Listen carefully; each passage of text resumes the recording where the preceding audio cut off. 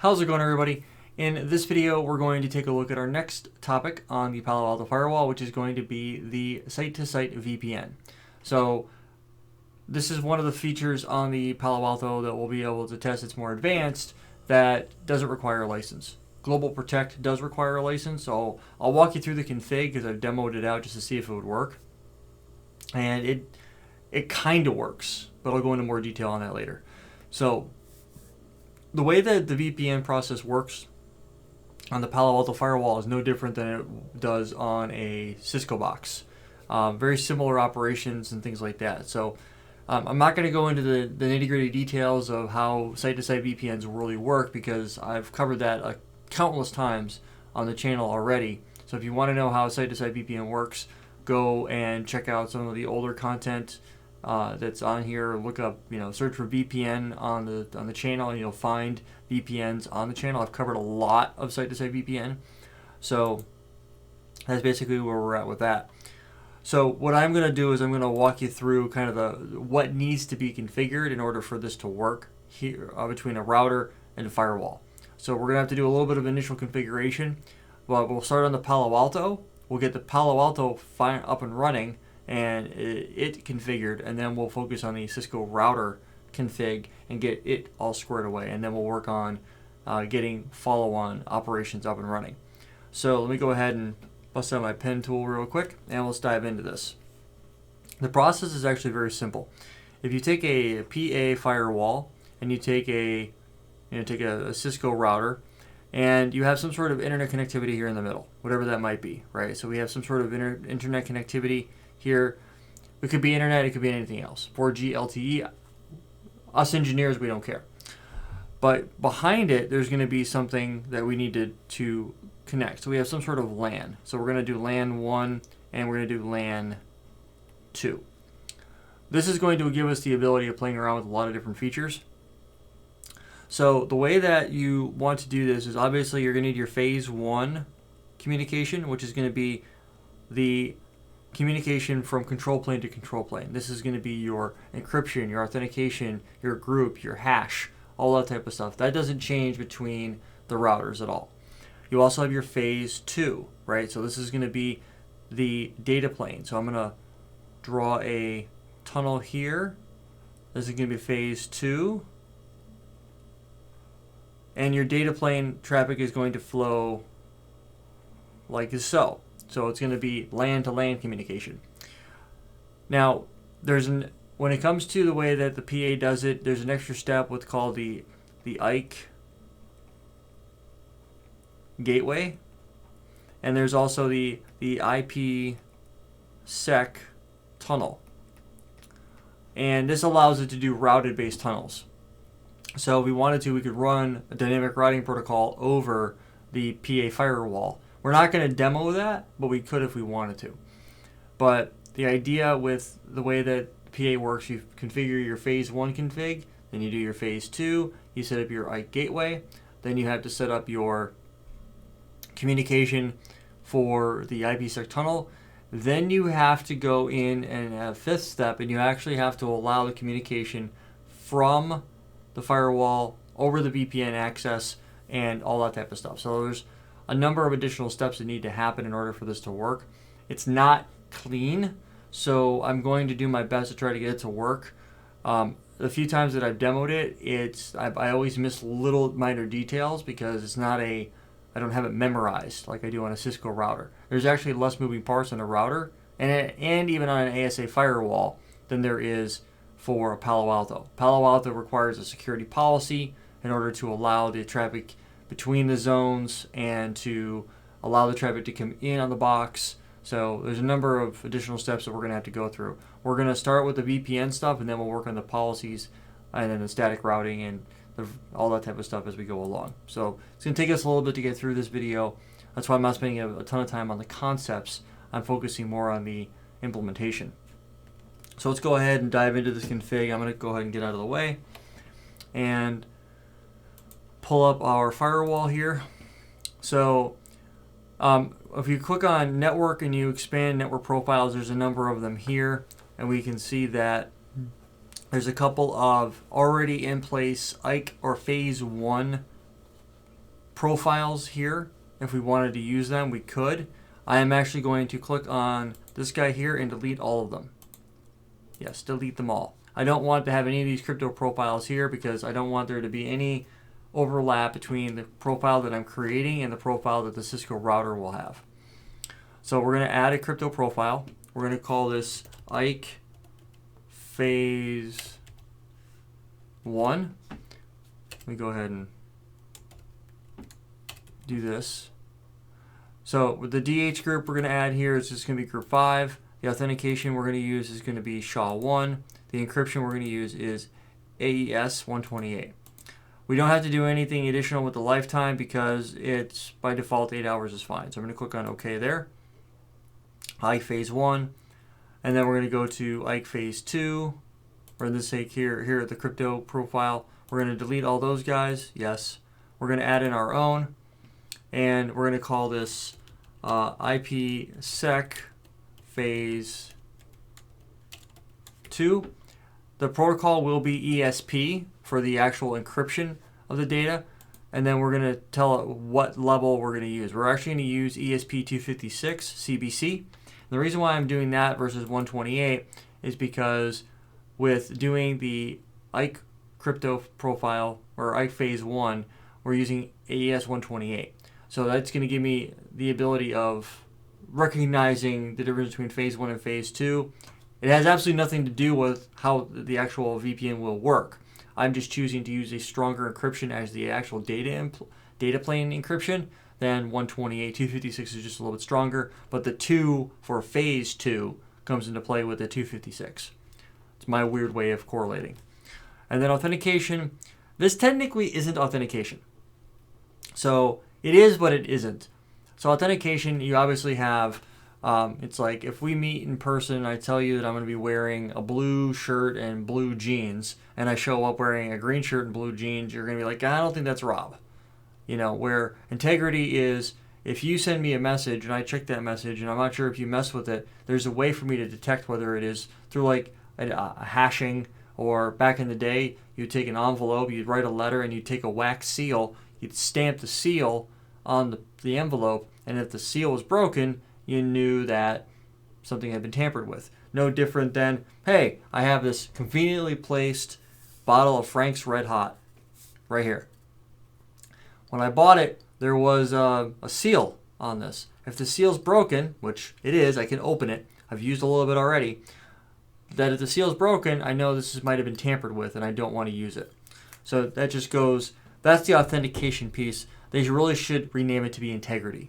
So the integrity we're going to add in here is just going to be SHA-1. Now over here, this happens by default with the Diffie-Hellman group. This is going to be PFS. If you don't turn PFS on, it'll automatically send group 2, right? By default, Cisco routers don't do it. And the first time I demoed this, I was like, why is this not working? And I had to dig into the logs, and it was just a big pain in the neck. And I realized that you can just turn this off. So no PFS. We don't need PFS. It's good if you want to prevent anti-replay and things like that. But for right now, we don't need it. So it basically would just rehash everything if the VPN went down. Basically like a brand new spin up. So we're going to go ahead and click on OK there. And now we have Phase 2. The next thing we have to do is the Ike Gateway. The Ike Gateway, we're going to go ahead and add. And in here, we're going to call this iOS 8 Gateway. And then we're going to be using IPv4 only. There is the option of doing Ike v2 as well, or Ike v2 preferred. If you choose this one right here, it'll make 5 attempts to do Ike version 2, then it'll fall back to Ike v1. We're just going to roll with Ike v1 out of the gate. The interface that we're going to be tying this to is going to be the Ethernet 1/1. The local IP address that we're going to be mapping to this to is going to be 101.0.0.10. The peer IP address on the remote side is going to be, this will be 108.8.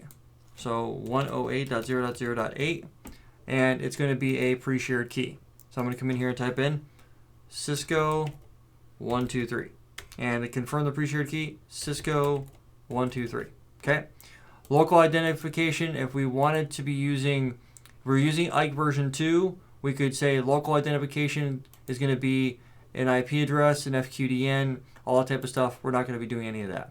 Underneath the advanced options, we're going to enable Nat Traversal because by default on a Cisco box, it's turned on with UDP NAT translations or through that. The exchange mode, we're going to choose to go main mode, and we're going to turn off dead peer detection because it by default is not turned on either. We could turn it on, but we're turning off a lot of the things that aren't on the other side.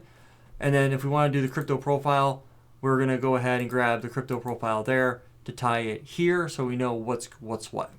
So we're good to go there.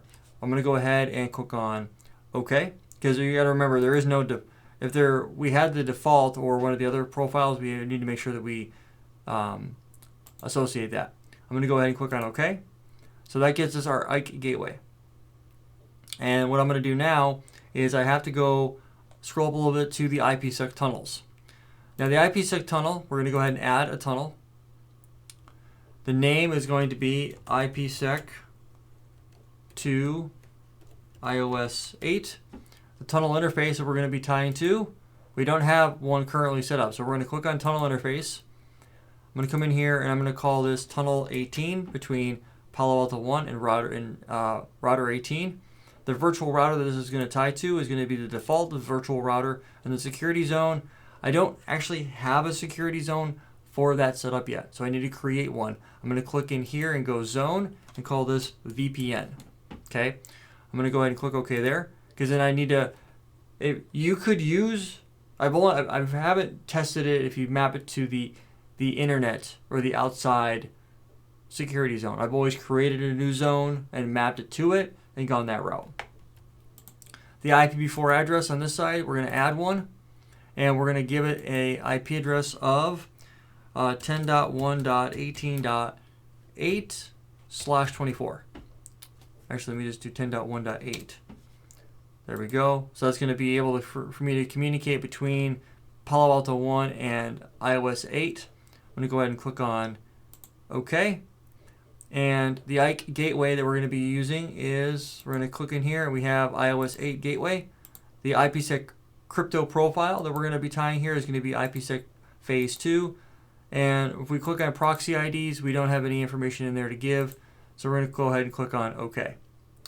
And we're going to, if we wanted to do a manual key, we could add a manual key in here, but we're not going to do that because it'll automatically generate the security parameter index for us. We're going to click on OK, and then we're good to go there. Right now, the VPN tunnel is down. Okay. The next thing we wanted to go do is we had to click on Policies. And on Security Policy, we need to create a policy to allow the communication between what we want to talk to and all that good stuff. So I'm going to go ahead and create a new policy. I'm going to call this the VPN policy. It's going to be an inter-zone policy. The source zone, we're going to call the DMZ iOS 5. We're going to call the DMZ iOS 4. We're going to call inside, subinterface, and inside. Do all that. And we're going to go ahead and set the destination zone to be VPN. So that's where we're going. And that's basically where we're going back and forth from. So in other words, from the source, we're going to have traffic coming from all the connections attached to the Palo Alto Firewall going to the VPN zone and vice versa. So as long as that information is coming back and forth, traffic will be either coming from or going to. And if we need to, we can always add this in here. This is one of the few places that I'm like, okay, I'm not 100% sure if that's always needed or not, but for right now, we're good to go with what we have. And then I'm going to click on the service. We're going to allow everything. The action is going to be allow, and we're going to click on OK. All right, so we have all of that squared away. I'm actually going to move this all the way to the top because I want to see when it gets hits. And I'm going to go ahead and I'm going to commit this config. And commit there. We're going to give that a couple of moments to do its thing. I'm going to pause the video. Actually, I have some other work to do. I'm going to go ahead and pull up these routers. So on iOS 8, we're going to come up here, go to global config. Hostname is going to be iOS 8. And then on interface, gig 0/0, IP address is going to be 108.0.0.8/24. I'm going to no shut this guy. Interface gig 0/1. IP address is going to be 10.2.10.8/24. Actually, let me just go ahead and give it a .1 because that will mess me up down the road. And we're going to go ahead. Actually, you know what? I'll say .8. Yeah, I'll do .1's fine. We're going to no shut this interface. Our firewall should be just about done doing its deployment. And we'll minimize that. So we've got that in play for us. And then we're going to type in router EIGRP1. Oh, there's I forgot one step on the Palo Alto. We'll type in network of 10.2.10.0/24. And then router 10, do the same thing.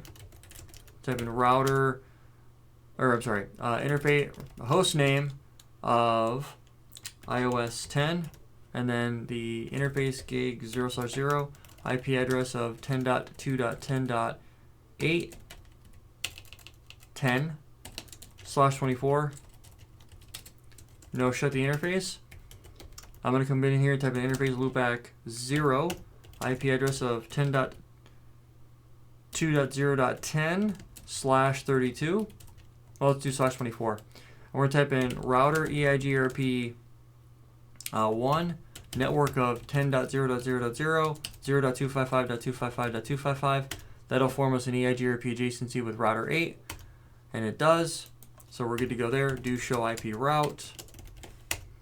We're good to go there. Now the firewall should be done with its deployment. What I need to do is come over here to network, virtual routers, and I need to come underneath this guy, create a static route that says, it's going to be add a static route, that in order to get to 10.2.0.0/16, I need you to point out to the destination of 10.1.8.8, which is going to be the other end of the tunnel. So I'm going to have to create a tunnel on the router as well. The interface that we're going to be going out is going to be tunnel 18. The next hop, the destination. Sorry, that's anyway. One of these days I'll get it right. So this guy here is going to be. We'll use we'll say Site 2 subnets. The destination is going to be 10.2.0.0/16. The interface we're going to point out is 10.tunnel.18. The IP address is going to be 10.1.8.8. And we're going to go ahead and click on OK. That's our default route.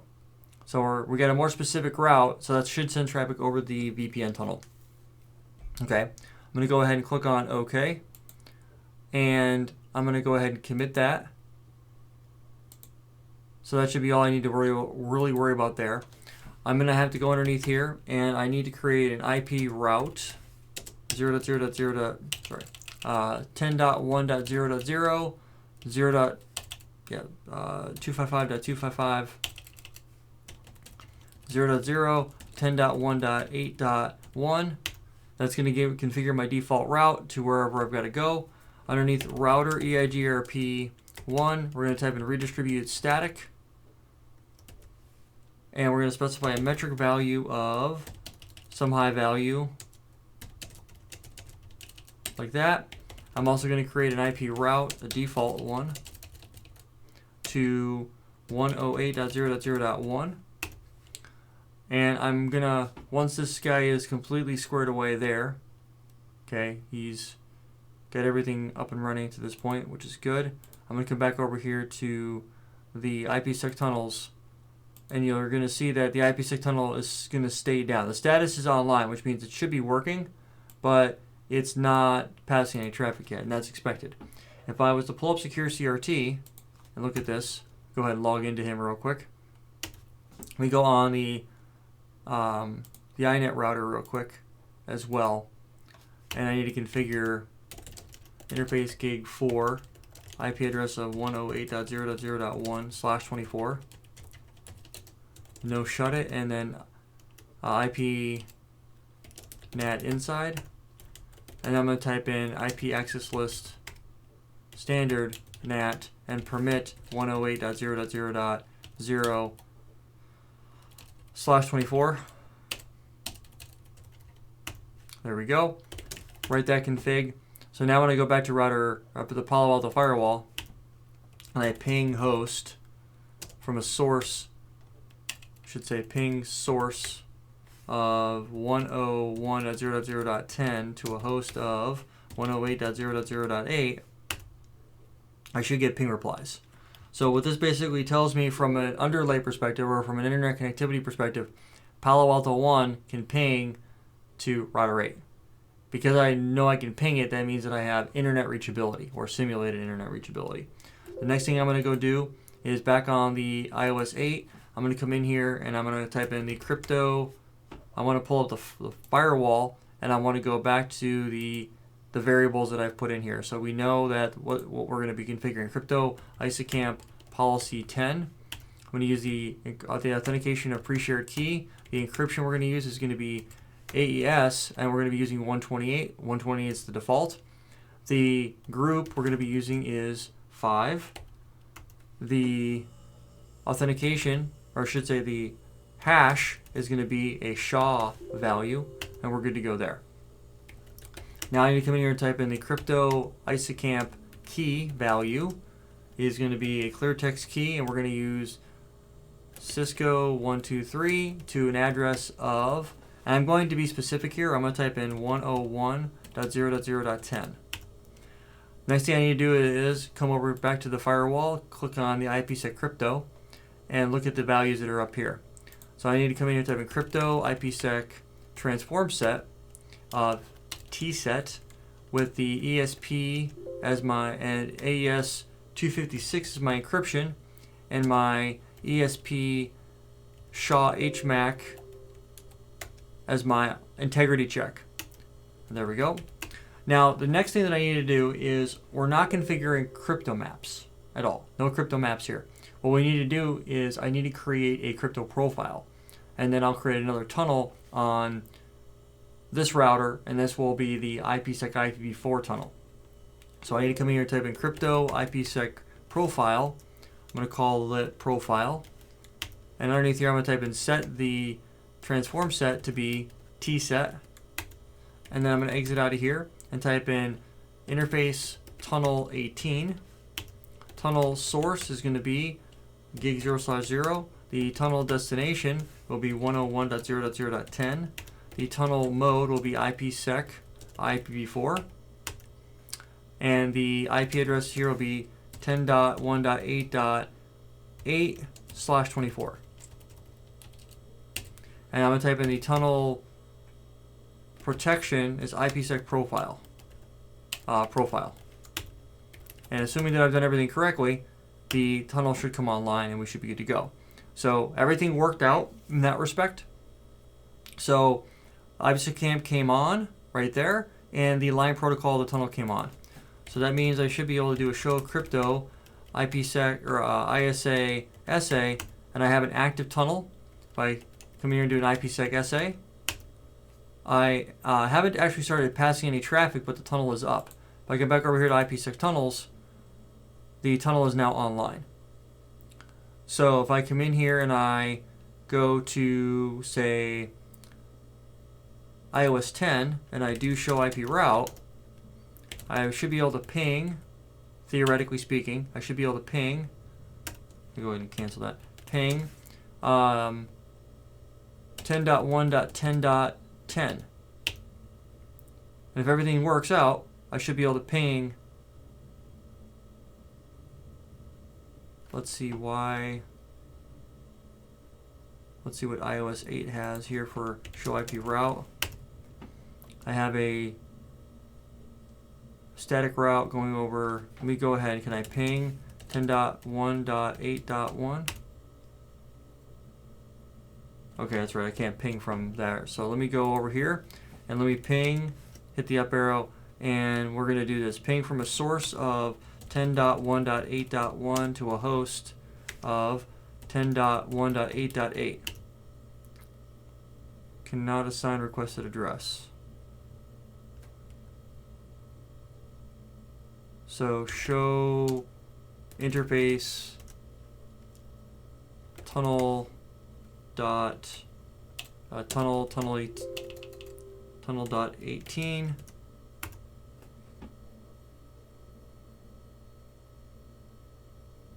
Oh, somehow I gave this guy.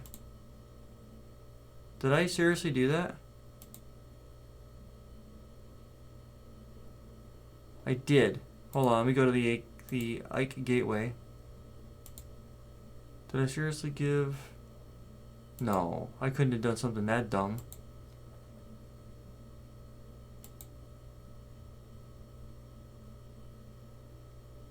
Tunnel 18. Interfaces. Tunnel. I did give this guy 18 or 8. Why did I do that? Let me go give this a different IP. Let me go ahead and change this to be dot 1. That's my mistake, guys. Sorry about that. Let me go ahead and click on OK. Go ahead and commit that config. I know it works, so I'll pause and we'll come back here in a second. Okay, so I've updated that interface, so if we come down here, we should have this. Go ahead and try to do that one more time. And we can ping across now, which is good. So now we can ping across. If I go back to router 10, I try to do that ping again. Hopefully it'll work. And let's do Control-Shift-6. Let's ping to 10.1.17.17. Because this should all point back to here. Let's do a show IP route. I do have a default. Let's ping. Am I receiving any traffic? Come over the monitor. And we have Ike and ESP are coming across, which is what we want to see. So we know we're good to go there. So that's working. If we wanted to, we're pointing towards, we're connected to all these links, so they theoretically should just be coming up. Let me see if I can't ping from, this is Win 10-1. Let me go ahead and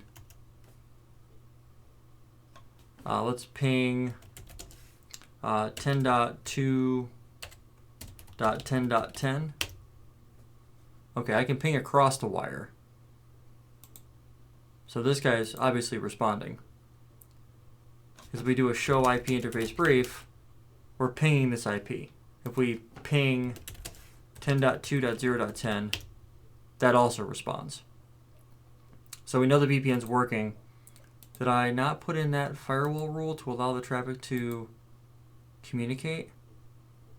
I may not have. That could be.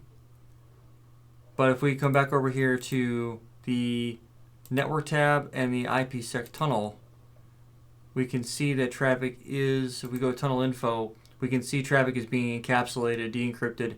So we know that it's working, right? If we come back over here to router 8 and we do a show crypto, show crypto Ipsec SA, we're going to see the traffic is being encrypted.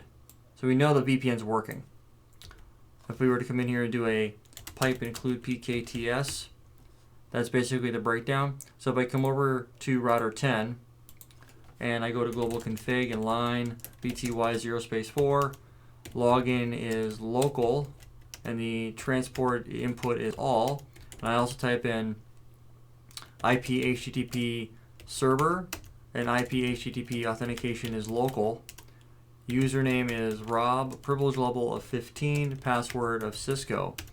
Now if I come back over here to this guy and I open up a web browser and I plug in to here, 10.2.0.10, I should get a pop-up for login credentials, which I do, which means I'm going to type in Rob and Cisco, which means the VPN is working I can reach iOS 10. And if I pull this open and I telnet to 10.2.0.10, I get login credentials for router 10. So that proves to you that the VPN is working. I'm coming from Windows 10. I'm coming here. I'm jumping across the VPN tunnel and dropping on router 10. So there is a secure tunnel between Palo Alto 1 and iOS 8, and we can definitely tell that it's working because if we come back over here, we have packets being incremented. So we know that it's working the way that we expect it to, which is a good thing because if it wasn't, that'd be a bad sign. Which also means that if we come back over here to the firewall, and we click on our policies, and we look at security for VPN policy, we scroll this bad boy over, we should see a bunch of hits. We have 14 hits there. And if we look at the monitor tab, we have active connections. We have SSL. We have 10.1.10.10 to 10.2.0.10, which is the loopback address of iOS 10, which means that all of our communication is working the way that we need it to be. So could we take this a step further and add dynamic routing? We could. I haven't tested that out yet. That's something that's coming up in the near future. I will test that out now that I have it running. You'll notice that a lot of the stuff that we're doing, I'm not deleting many of the profiles. Like I'm keeping everything we've got going just to show you that the capabilities can run. It's not configure something, delete it, configure something, delete it. I'm compounding the config as I go, but I'm testing out individual features. So theoretically speaking, not one thing doesn't technically overlap with another for the most part. So, but this is working the way that we would expect it to.